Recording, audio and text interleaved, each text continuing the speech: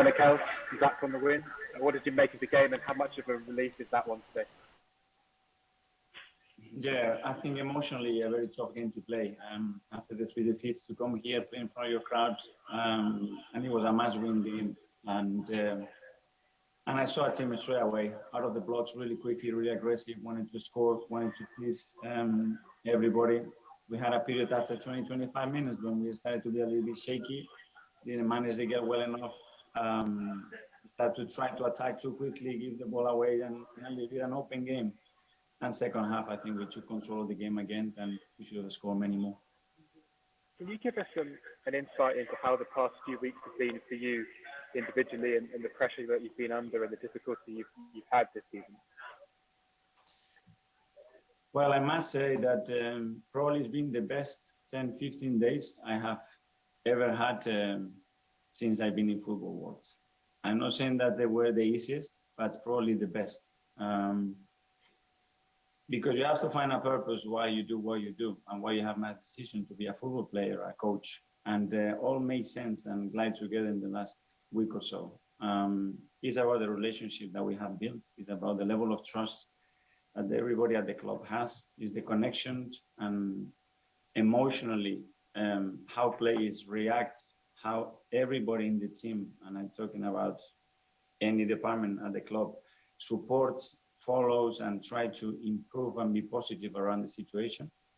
And yeah, you have to win football matches, but for me, that's an absolutely joy to watch how everybody was behaving around the context that we had around us. Thanks, Sam. Nick? Hi, Mikel. On the back of what you just said there, how pleased or surprised were you by the reaction when the team came out? It was a really big noise for you as the players, wasn't it? Yeah, so what I'm describing is probably what you guys don't see, what is internally, what is happening internally. And then I had doubts, I have question marks, because obviously I had to read and I had to understand and I had to reflect a little bit on different opinions and criticism. And I don't know how much they're going to be affected. I think the club has been extremely open to try to send a message across of what we are trying to do. And I had question mark, I have to be honest. But I just saw an incredible fans trying to inspire a team, trying to tell them we are ready to suffer with you and we're going to support you. And it doesn't matter, the rest, it doesn't matter. And I'm extremely grateful. I got pretty emotional to see that, because I think it's pretty difficult to see in football, and people maybe are expecting something, or they want to go in other routes and try to transmit hate or whatever. And it wasn't the case at all. So thank you so much. And at the end, some of them were singing, "We are staying up." Do you think that was funny? I didn't hear that, but it was done in the funny way. It's you have to accept it. Okay, cheers, Mikel. James?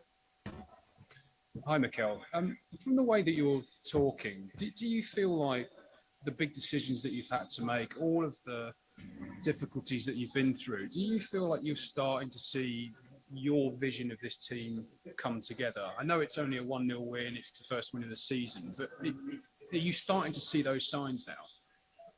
Yeah, I started to see signs many months before. Obviously, today you saw a different teams with different names, with different qualities,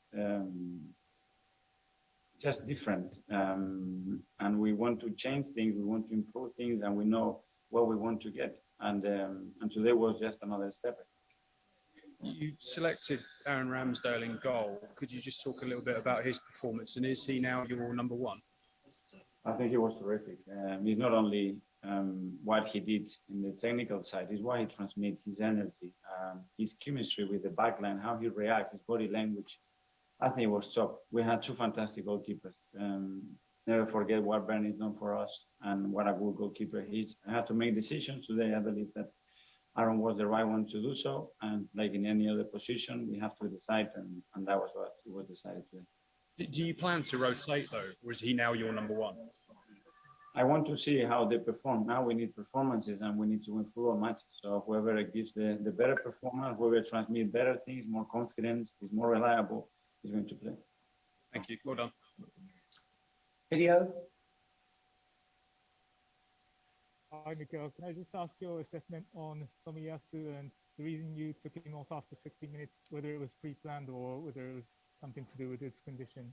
Really positive. Just the first impression you get when you met him, it's all joy and happiness and smiles and good energy. And the moment he steps on the pitch, he's really focused, determined.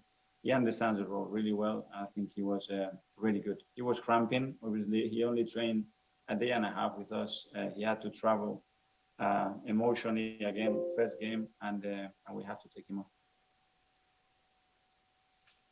Ian? Mikel, you mentioned about emotion, and football is a lot of emotions. Did you have any tears in your eyes at the end of the game? No, I didn't. I was so pleased that we won the game, and that's it. I think everybody goes probably inside yourself. Yeah.